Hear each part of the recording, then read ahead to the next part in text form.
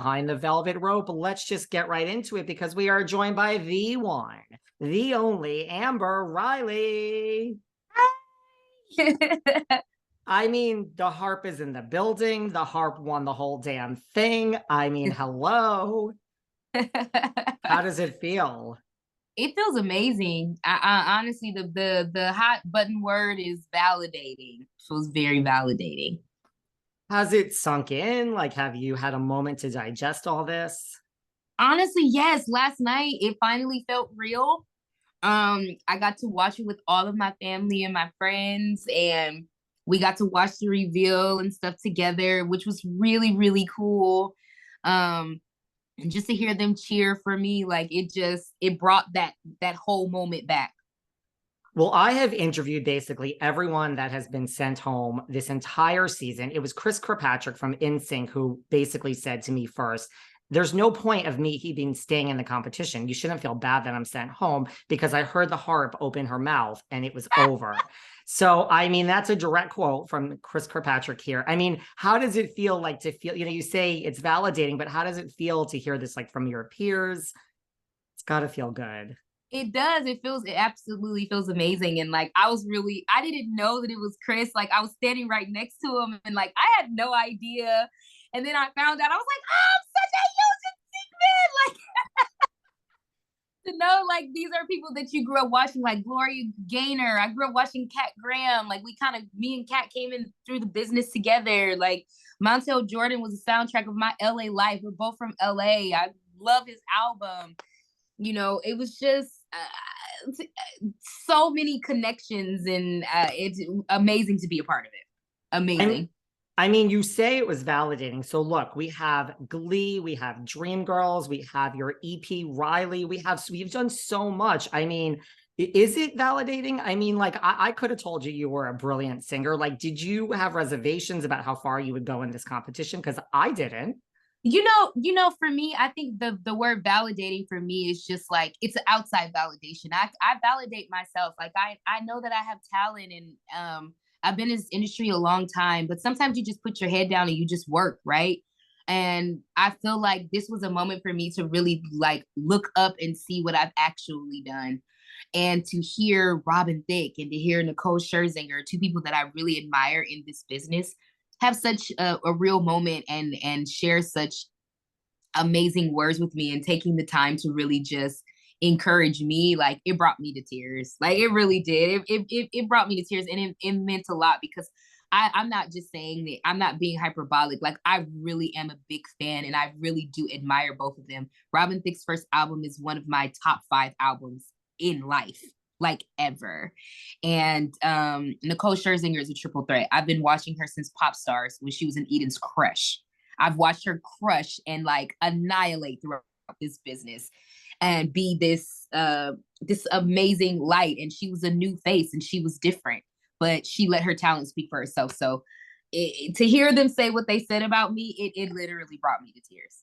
Well, I have been watching her since Pop Stars and Eden's Crush as well. I mean, any reference to Eden's Crush, like, here we go. But she knew Oh, it I'm was. sorry. You break it up. Oh, I'm so sorry. sorry.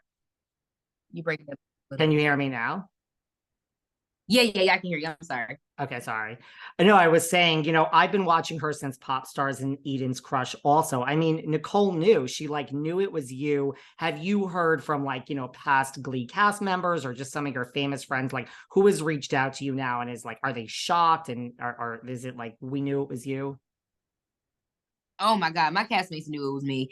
Like all of my they were like, girl, we literally listened to you sing for the past 10 years. Like we knew that it was you, girl. But yeah, like they weren't shocked. They were excited. My castmates have always been like my biggest cheerleaders, and anything that I do, they always try to come out and support. Like they were there last night when we watched the finale. They're my family. They're not even friends. They're literally my family.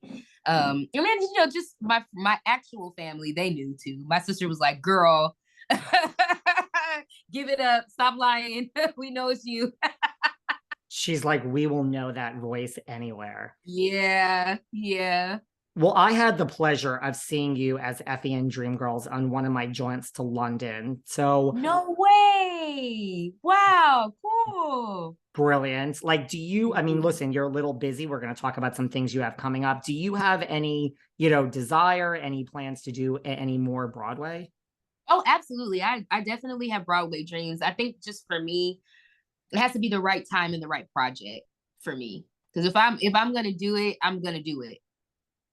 Yeah, I'm I gonna mean, do it big. listen, you were in Little Shop, you were in The Wiz live, so it's just it's a big time commitment, right? Yeah, yeah. It's like, you have to really be committed when you do Broadway. It's only Broadway. That's the only thing that you have time for when you do it. There's no, you cannot do anything else. You have to focus in on, you got to get your rest. You have to focus in on what you're doing every single night. So I would really, that's a big commitment, but it's absolutely one that I want to take on.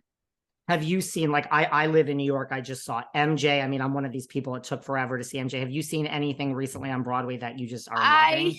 I haven't been able to make it to New York, but I really want to. I want to see Piano Lesson. I have to see my girl Danny in it. I want to see I really wanted to see MJ. I really wanted to see that because I heard that it's just amazing. Like there's so many shows that are out right now that I want to see. MJ was just one of those that it took me forever, and I was like, oh, so this is why everyone says it's so amazing. Oh yeah. Everyone says that it's like, yeah, they said it's really great. Well, listen, I mean, you are the first person ever to win, Masked Singer and Dancing with the Stars. I mean, how does that feel? It feels amazing. I when I did Mass Singer, it Dancing with the Stars wasn't even on my, like I wasn't thinking about it until somebody mentioned it, and I was just like, oh yeah, like I did win both. I did win both of those competitions. Are you going to keep, where are you going to put, do you know where you're going to put the golden mask? Is it going to go next to the mirror ball? Are you going to separate them? No, they're gonna go next to each other. They're gonna sit next to each other like on a little shelf. What is more difficult, the Masked Singer or Dancing with the Stars? Definitely Dancing with the Stars. Masked Singer was so much fun. Dancing with the Stars was fun too, but it definitely was more challenging because it's not something that I like necessarily grew up doing. So it was definitely more challenging. Do you like what type of music do you love? Like you said, Robin Thicke, we've seen you sing such an array of songs this season. Like, what's on your playlist when you're just working out or walking or living your life? Oh my gosh. I love all kinds of any music that makes me feel something. I don't care if it's rock. I don't care if it's alternative. I don't care if it's country. R&B always has a special place in my life. I'm an R&B girl. It's what I grew up listening to. I love gospel music also. CCM. Like honestly being on Glee really opened up it opened up my palette